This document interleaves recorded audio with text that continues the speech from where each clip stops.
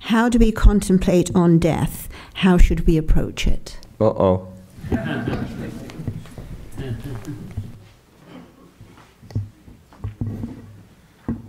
Contemplate on death. Somebody asked, if you contemplate death, somebody asked Vivekananda, won't you become depressed? Swamiji thought for a moment and said, initially you might, but afterwards you'll get a tremendous sense of freedom. So contemplate on death first, the inevitability of death. Everybody, the people we knew, grandparents, parents, they have gone or are on the way of going out. As we grow, very soon we realize we're already past the prime. Whatever nice had to happen more or less has happened. Nothing very fantastic is going to happen now. It's going to be like this. Yeah. You say, how depressing? No, it's depressing only if I'm foolish. I was looking for something in this life to happen which would make me absolutely fulfilled. This life cannot fulfill me in that way. You're asking it to do something it cannot do. Life is for experience. Bhoga and apavarga, that Prakriti says. Bhoga and apavarga. For experience, for gaining knowledge and finally gaining illumination. Life itself cannot provide you with happiness and fulfillment. What can provide you with happiness and fulfillment, what you really want, is this God realization or enlightenment. Proof, look at the saints of different civilizations, religions, throughout the ages. One thing common to them, they were happy. Not happy in a cartoon way with a smiley face. Profoundly, spiritually satisfied internally, no matter what the struggles of their day-to-day life. They did not complain. You've never heard of a saint who is to grumble. No. Saint means a really enlightened person. Never. That's why I say enlightenment, don't be in a hurry. You lose the right to grumble. You lose the right to complain. Aren't you supposed to be completely fulfilled? So spirituality is that which will fulfill us. So death is inevitable. We must contemplate the fact that physical death is going to come to all of us. Vivekananda put it in his powerful way. Saints die and sinners die. Emperors die and paupers die. The learned die and the ignorant die. Everybody dies. We find that we are all going towards that. There is absolutely no need to be unhappy about it. Because as I said earlier, check with this. The true you, the real you cannot die. It's only the body which will die. If we hold on to the body as I, me, mine, then shocks will come. Because it will deteriorate, it will age, it will fall apart and it will die in our experience itself. We will directly experience all this. Don't hold, psychologically, don't hold on to it so tightly. There's an old Vedantic story of 3 friends who were going to this party. It's called a festival, Mela in Hindi, the next village. And they're all dressed up in their finery. Now, as they went along, they were caught by dacoits, by robbers, who saw their fine silk clothes and said, give them to me.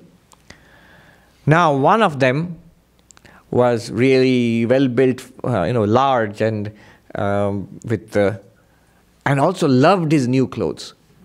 The second one was large, physically well-built, but he was not particularly attached to the clothes. And the third one was skinny and also not particularly enamored of the new clothes.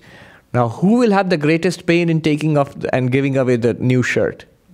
The first one, who is difficult to take off because he's so snug, tight fit, and also attached to it. This is the worldly person who thinks, I am the body, fully one with one's own skin. I am the body, and has not practiced spiritual disciplines.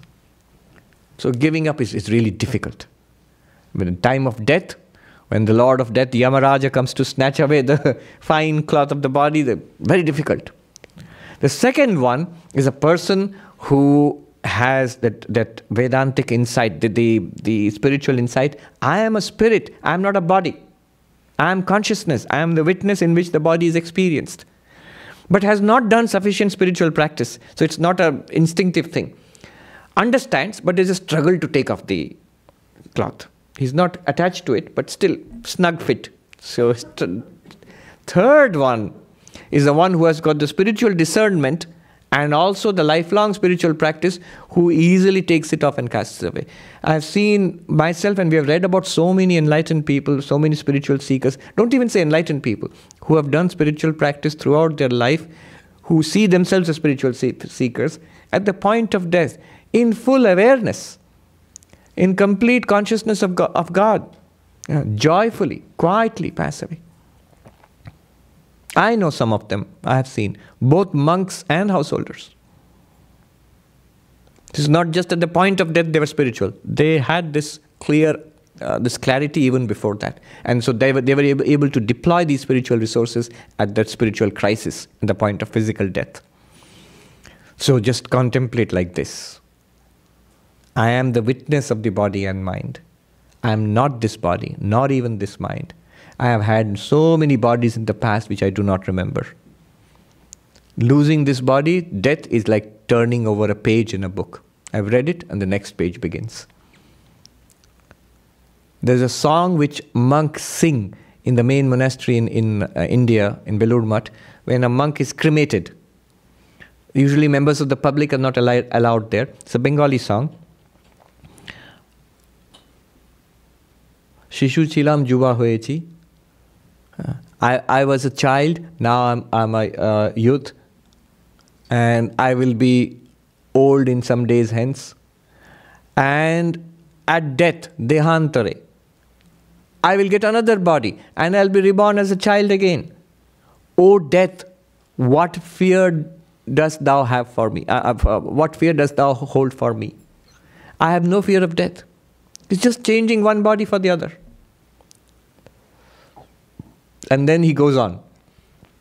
But what need do I have of newer and newer bodies and experiences? In Bengali, Gan Rupi Shib, Ache Namaik Kole Kore. That means Shiva. But who is Shiva? Not the how we imagine in iconography, the blue god sitting on the white Himalayas, meditating with the serpent and the crescent moon, the archetype of the yogi. Gyan Rupi Shiv. No, Shiva who is consciousness. I sit in the lap of Shiva who is eternal consciousness. Basically, I am a child of consciousness. Why do I need new bodies? Why should I go through births and deaths again? So in this time, let it be for the last time. When this body goes and burns on the pyre, a funeral pyre, I am free forever. To that song monks sing. Maron ki bhoy dekhao more. Death, what fear dost thou show me? I think